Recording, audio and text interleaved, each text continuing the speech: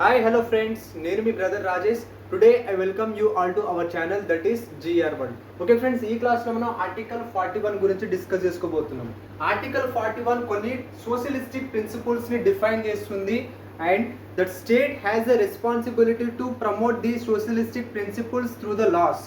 ఓకేనా, స్టేట్ కొన్ని లాస్ని ఇంప్లిమెంట్ చేసి ఈ సోషలిస్టిక్ ప్రిన్సిపల్స్ని అమల్లోకి తీసుకురావాలి. That's a responsibility and mandatory ఉండదు, కంపల్సరీ ఉండదు, because these are the DPSPs, directive principles of state policies. ఓకేనా, అయితే స్టేట్లో unemployment, old age, sickness and disablement ఇలాంటివి చాలా థింగ్స్ ఉంటాయి.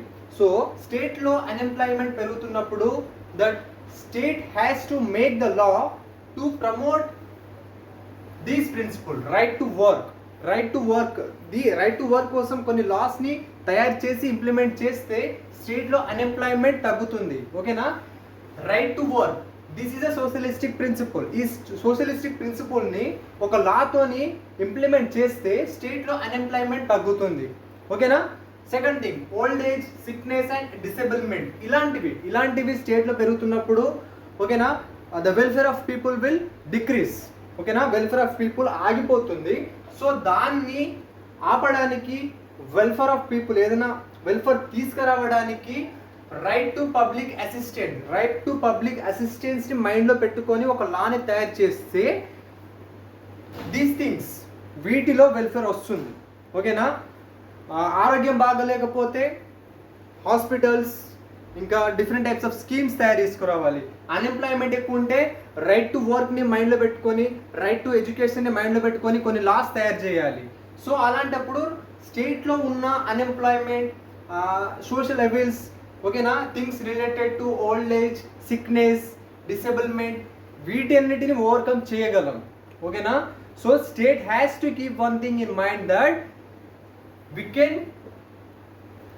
we mean state can promote right to work, right to education, right to public assistance through the laws.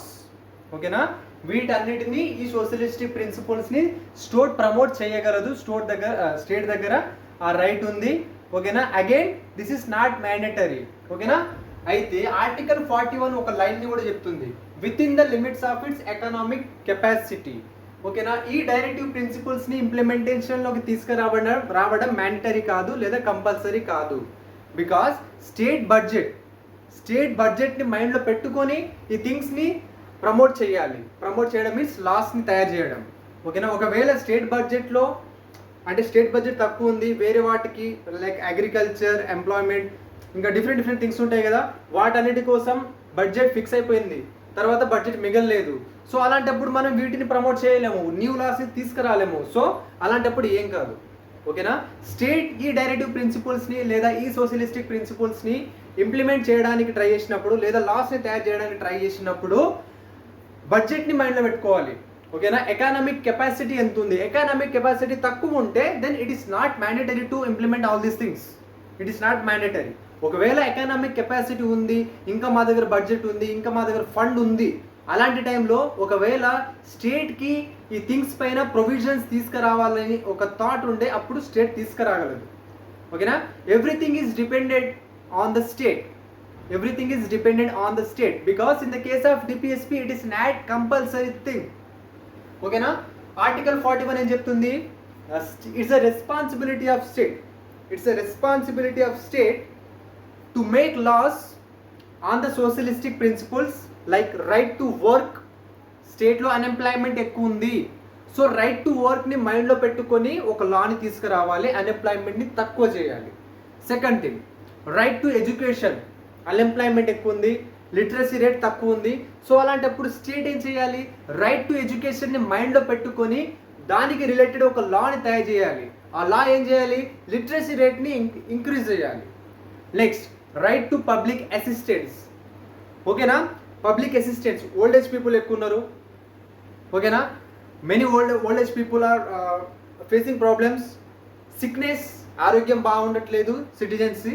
అప్పుడు ఏం చేయాలి, state right to public అసిస్టెన్స్ని మైండ్లో పెట్టుకొని దానికి రిలేటెడ్ ఒక లాని తయారు చేసి ఆ సిక్నెస్ని, ఆ ఓల్డ్ ఏజ్ పీపుల్ ఫేస్ చేస్తున్న ప్రాబ్లమ్స్ని డిక్రీజ్ చేయాలి. ఓకేనా, these all are the socialistic principles. ఓకేనా? ఎవ్రీథింగ్ వీటిపైన లాస్ తయారు చేసేటప్పుడు ఒకటి మైండ్లో పెట్టుకోవాలి, దట్ ఈస్ ఎకానమిక్ కెపాసిటీ ఉంది, నా దగ్గర ఇంకా ఫండ్ ఉంది, స్టేట్ దగ్గర ఫండ్ ఉంది. అలాంటప్పుడు ఏం చేయాలి? Okay, we can make laws or provisions to promote all these things means socialistic principles. ఓకేనా? ఒకవేళ ఎకనామిక్ కెపాసిటీ లేదు అని అనిపిస్తే then it is not mandatory, don't make laws. Okay, this is all about Article 41. In our next class, we are going to know about Article 42. Okay, in our next class, we are going to know about Article 42. Up to this, we have completed Article 42 and many important cases. Kesanandi Bharat case, Maneka Gandhi case. Okay na? Inka chala cases discuss cheskunnam. We have made the playlist. So go through the playlist. You will know. Okay na? Annitni compile chesi playlist tayar chesina. So you can go through it. Thank you, friends.